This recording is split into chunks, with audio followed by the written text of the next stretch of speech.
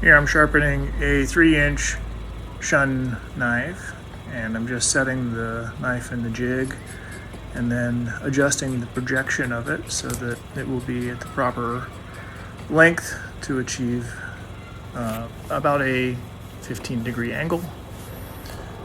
Once I get it set in the jig, I can go about my sharpening and spin around the machine. It won't take very long. It's a pretty small knife. It's a nice little Shun knife. These Shuns are one of my favorite to sharpen. Adjust the coarseness of the wheel using a diamond plate. Sharpen from end to end.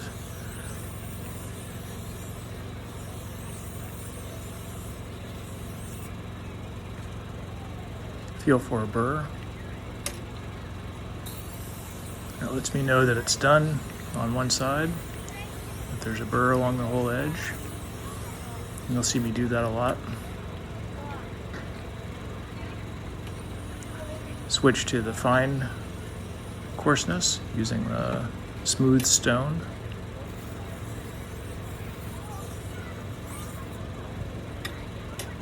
Sharpen on both sides.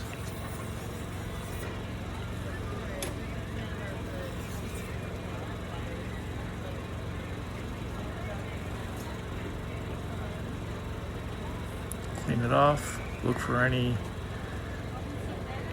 chips that I might have missed visually by using paper.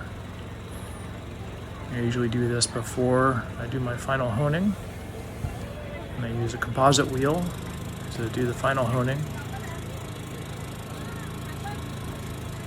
And that's it.